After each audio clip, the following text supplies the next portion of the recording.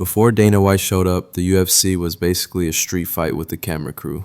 No gloves, no rules, and yes, fighters wore shoes inside the cage. Kicking someone with a Timberland was totally legal. By the late 90s, UFC was $40+ million in debt.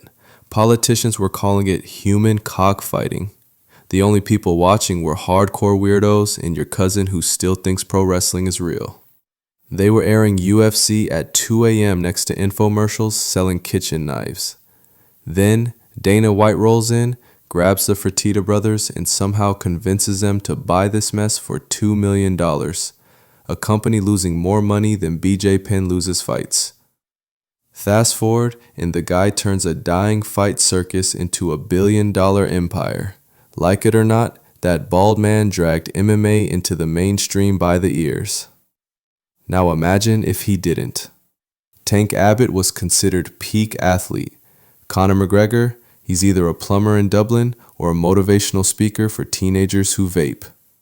Breathe air! You don't need a vape! Khabib's out there strangling bears in Dagestan for YouTube likes.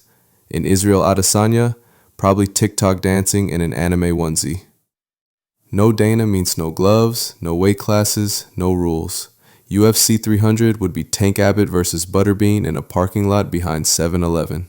Fighters would still be wearing shoes, and tapping out would be considered bad vibes. Forget ESPN deals. The biggest broadcast would be a pirated stream called UFC.exe that crashes halfway through. So yeah, Dana yells a lot. He's petty, he says dumb stuff weekly, but without him, you'd be watching slap fights in a bowling alley, not UFC in Madison Square Garden. Give the devil his due. He didn't just save the UFC. He gave it hair, muscles, and a mouth, even if he's the only one in the room without hair.